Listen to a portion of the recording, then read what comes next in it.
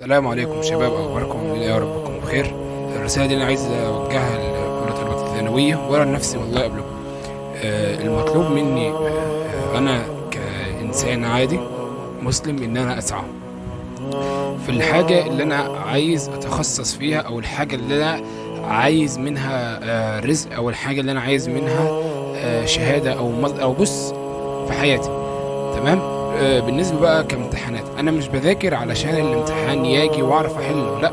انا بسعى زي ما ربنا امرني. ربنا امرنا بالسعي، ما قالكش ان انت هتقعد كده في البيت وحاجه هتجيلك. انا هكلمك في كذا نقطه بالنسبه للتوكل على الله، ليه كذا شيء. بس قبل ما نتكلم في ده كله، اللي هيقول لك انا بدعي ودعائي مش بيستجاب ومش عارف ايه، واللي هو بيقول لك انا باخد بالاسباب وبدعي ربنا وخلاص. بص، صلى على النبي. النبي صلى الله عليه وسلم لما كان في مكة ودعا الناس للإسلام وأن يؤمنوا بالله، وأمن معه قليل فحتى أذوه، حتى كادوا أن يقتلوه، حتى ذهب النبي هو وصاحبه أبو بكر إلى المدينة. فالنبي ما دعاش عليهم ولا قال لك لا يموتوا، انا نصحتهم وخلاص. عارف انت اللي هو نصحتك وانت براحتك، استجابوا لي استجابوا، ما استجابوش خلاص. لا، النبي ما قالش كده. النبي لما ما قعد يسعى، ما دعاش وخلاص، مالش يا رب اجعل عليها سافلة وخلاص على كده. النبي ما دعاء ده لما راح الطواف وقعد يدعي الناس وضربوه بالحجارة ونزل الدم الشريف منه. النبي نزل له سيدنا جبريل وملك الجبال. ملك الجبال قال له لو عايزني بص اطبق لك الطائف دي، اجعل عليها سافلها، مش هي مشكلة. قال له لا، لعل الله يخرج من اصلابهم ايه بقى؟ ناس يؤمنوا بالله. شوف الامل والتفاؤل والتوقع الحسن. فالنبي كان ممكن بقى يقول خلاص. الشاهد من اللي انا بقوله لك ده ان انت لازم تسعى، تاخد بالاسباب او كل حاجه وتتوكل على ربنا. ما تقولش انا هدعي ربنا وما ذاكرش، لا. انت عارف انت ممكن تذاكر.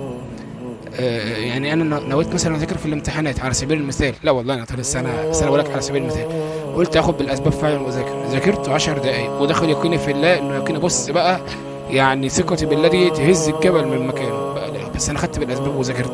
والله العظيم انت ممكن ربنا يلهمك التوفيق بسبب حاجه زي دي. ازاي؟ انت ممكن تقرا معلومه في الكتاب تخش على طول في الامتحان تلاقيها. اهم من الاسباب واهم من كل حاجه الثقه بالله. ربنا ما قالكش انا عند حسن ظن عبدي بي، لا قال لك انا عند ظن عبدي بي. يعني اللي مذاكر او مش مذاكر، ثقته بربنا ايه؟ هيوفقني ولا ما يوفقنيش؟ طب ده انا دخلت الامتحان جه صعب، طب ده انا بذاكر طول السنه، ده انا مفهوم. والله العظيم ربنا عمره ما هيضيع تعبك، ربنا عمره ما هيضيع سهرك ولا هيضيع مجهودك ولا فلوسك ولا دروسك. عارف بل من ده كله، عمره ما هيرد لك دعوه وانت رفعت ايدك وقلت يا رب. طب انا دخلت وقلت الامتحان ساب، انا خد بالك. انا اللي بقول لك الكلام ده ان يوم ما خرجت من العربي بصراحه الواحد كان مفهوم من العياط. ليه؟ عربي ده انا ذاكرتها طول السنه، مش كماده بقى. انا كنت باذن الله ادخل دار علوم، فذاكرتها بقى من من بعض المدرسين اونلاين. خدت مع اتنين وكنت باخد سنتر، كنت بسمع كمان لمدرس بقى بيكلمني كده ايه، صوت وصوره ليا انا وزمايلي يعني. تمام. فانا سمعت لها اكتر من مصدر، خاصه ان احنا كمكفوفين نظامنا نظام قديم، فمعروف اللي جاي يكون محفوظ. الاسئله اللي بتيجي من الكتاب ما يخرجش براها، انت احفظها وخلاص على كده. اللي مره بثالثه ثانوي قبل كده، ويعني هو حاليا دلوقتي مخلص جامعه او كده، او يعني من 2020 عامه، اللي متخرج اخر 2020، عارف الحاجات دي وعارف ان الحاجات سهله. احنا جالنا امتحان عربي والله العظيم بالله اقسم بالله يحتار عليه في بعض الاسئله يحتار عليها مدرسين.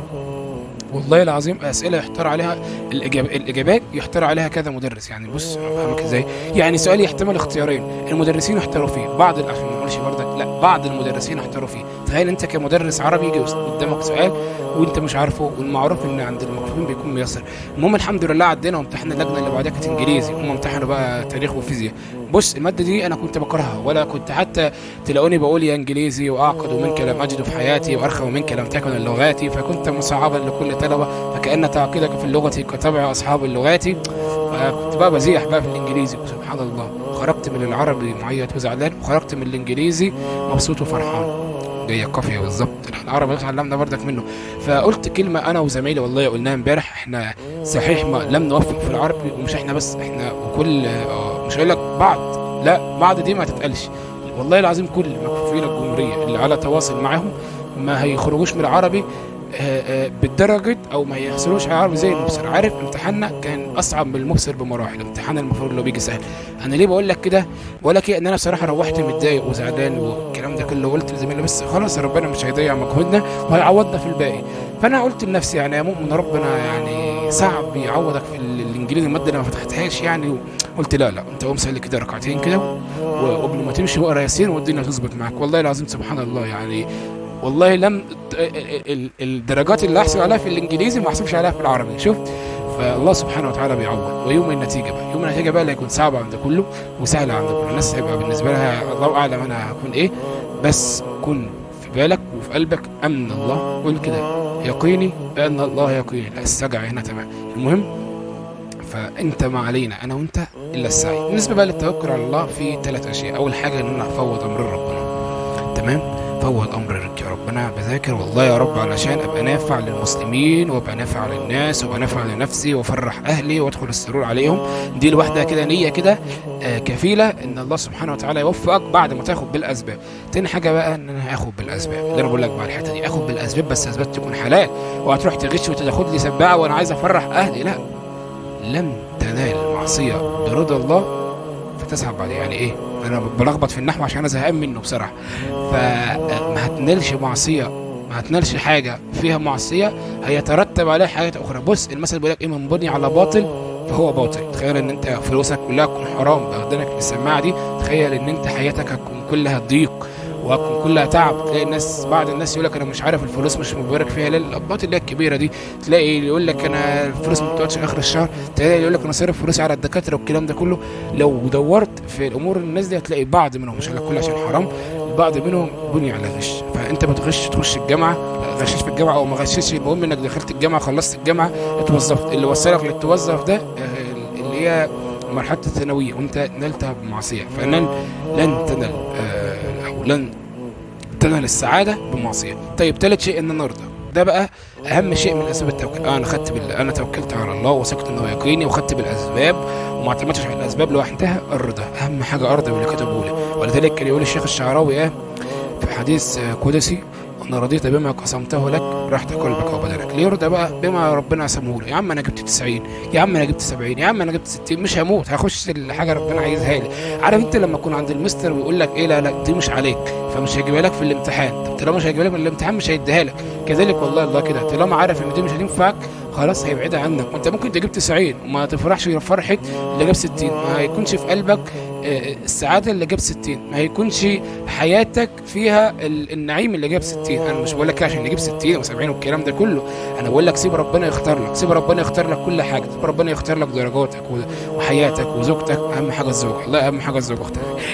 المهم، ما تذاكرش او ما تعملش حاجه في حياتك وتنتظر النتيجه تقول يا رب انا عملت وما لقيتش. لا، بص اللي ذاكر او اللي ما ذاكرش والله العظيم اللي ربنا كتبه له هو الخير. والمثل يعني ما نقوله يقول لك كده ايه، العاميه لو علمت بالغيب لاخترت بالواقع. فانت دايما كده بقى اقول لك على شويه نصايح والله انا كمؤمن بعملها، ما استجابتش في العربي بس ان شاء الله هتظبط في النتيجه. والله عارف النتيجه هتظبطنا في العربي لان احنا بص هنرفع مذكره ونظبط الوزاره في اللي هم عاملينه لي. بس انا يعني الحاجات دي والله العظيم بعملها وتفرق معايا، ان انا الواحد يصحى الفجر كده يرجع من الفجر يقرا له كده حتى سوره الواقعه، تمام. وعايز تقرا بقى ورد من القران ماشي، صفحه حتى، واذكار الصباح طبعا اوعى تنسى تحافظ عليها، اوعى تنسى قصدي ما تقراهاش يعني، اوعى تنسى تحافظ عليها ماشي.